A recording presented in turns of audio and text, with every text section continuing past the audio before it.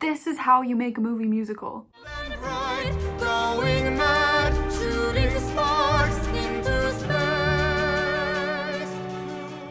Hi, and welcome back to my limited movie musical review series, a series where I will be reviewing the best and worst movie musicals that were released during the year 2021, because there were so many and I want to talk about them. Today's episode will be How to Lose a Guy in Just 2 Days. I will be reviewing the 2021 Spielberg adaptation of the 1957 Broadway musical West Side Story. And oh, I am so excited to review this movie. To give a brief synopsis to any of my newcomers here, West Side Story is an adaptation of the William Shakespeare play Romeo and Juliet that takes place in the 1950s about two star-crossed lovers named Maria and Tony who are caught between the territorial feuding of their two familial gangs, the Sharks, a Puerto Rican group led by Maria's brother Bernardo, and the Jets, a group of ethnic white descendants led by Tony's best friend Riff. Like I said, the musical originally premiered on Broadway back in 1957 and exhibited a film adaptation in the year 1961. The score for the musical was done by the late Leonard Bernstein with lyrics by Stephen Sondheim,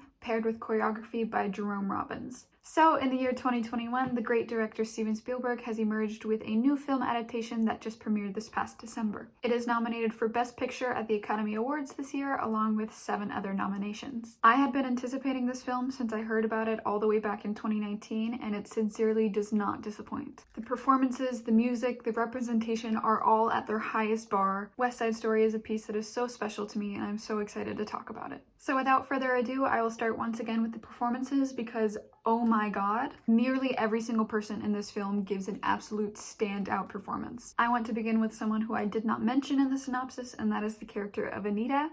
Anita is Bernardo's girlfriend and a sort of confidant and role model to Maria throughout the entirety of the film. And my goodness, does Ariana DeBose absolutely blow the house down with this amazing performance. She's just pure skill personified. Like most of the actors in this film, she came straight from the hands of Broadway. She can act, she can sing, her dancing is absolutely off the charts, which is not something that we see very often anymore on film. Please tell me you won't watch the America sequence and absolutely revel at her seamless talent and charisma. Someone else who came from Broadway, I will never stop talking about Mike Feist as Riff in this movie. He performs so effortlessly in this role that you think that he was born for it. Not only is his dancing absolutely unreal, his acting, his attitude, his chemistry with this film is just so incredibly deep and heartbreaking that I can't stop thinking about it, but in like a good way. It's noticeable that he originally came from a dance background, and to exude this kind of deep thinking acting skill is really something that I want to see more of. Funny enough,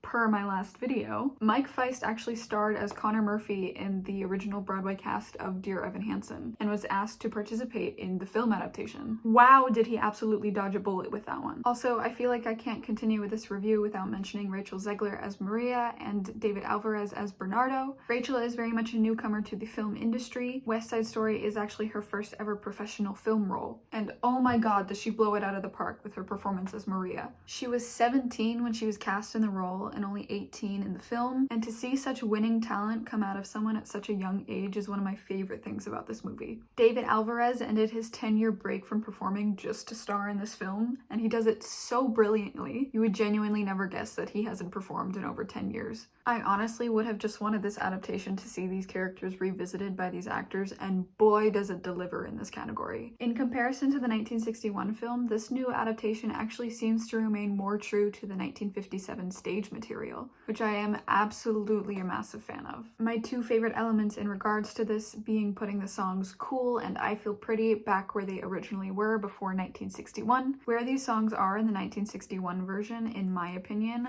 just take away some of the really carefully built story structure. I feel like keeping them where they were originally creates a really needed addition to the character development, specifically for Tony and Riff, and it pushes the tension of the story even further. I'm going to keep this spoiler free, but you find Maria singing I Feel Pretty after the rumble, as she's unaware of what has actually happened. I found myself as an audience member sitting on the edge of my seat going, oh my god, she still doesn't know.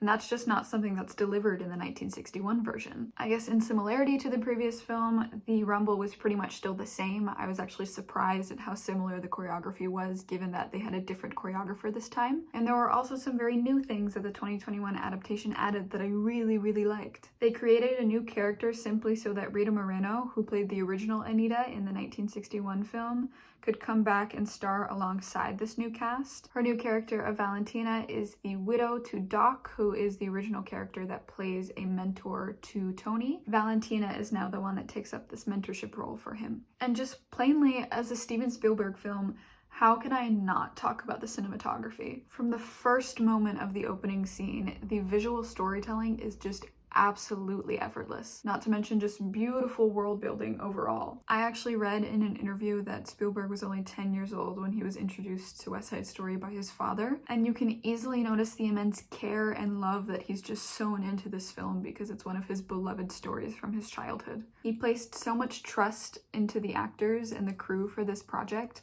that the attentiveness and the love put into this film is just so palpable. I also clearly can't talk about this film without mentioning the music and the choreography. Yes, I am a fan.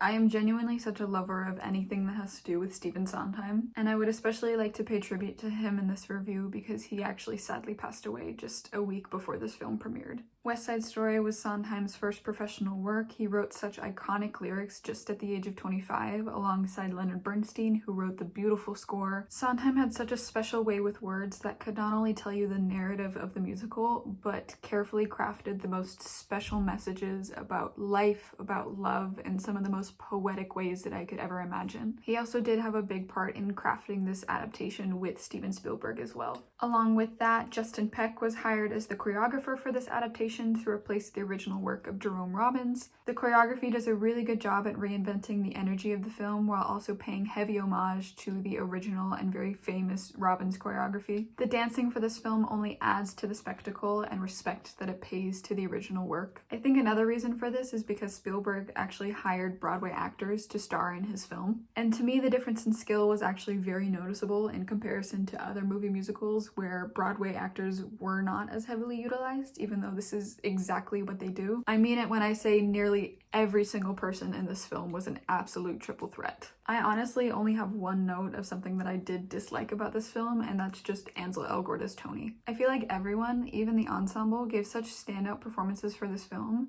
and Ansel was the only one where I was just unimpressed. He doesn't really become a believable Tony until like halfway through the film, and even in the first few scenes, you can tell that he's struggling to pick an accent. His performance just fell very flat, while Tony is supposed to be a lively character who has a new outlook on life after leaving the Jets. The only thing that I really did like him in was the sequence for the song Cool, but I think that was because the scene was so heavily choreographed that there was no room for Ansel to insert his just stale character interpretation. Noting on that, one thing that I'm really excited to highlight about this film is the representation. I think it's surprisingly really important to note that all of the actors that were a part of the Sharks in this version were actually of some Latin or Latin American descent. I say this because in the 1961 version, most of the Puerto Ricans were just white actors in brownface, even Maria and Bernardo, with the exception of Rita Moreno as Anita, who is perfect and no one is allowed to touch her. And then also the character of Anybody's in this film. Bernstein and Sondheim also often said that Anybody's was the first traditionally gender fluid character in mainstream media, and I think that's something that they really wanted to delve a bit deeper into with this film. It's just that the public in the mid-20th century were unfortunately not necessarily open to this kind of representation,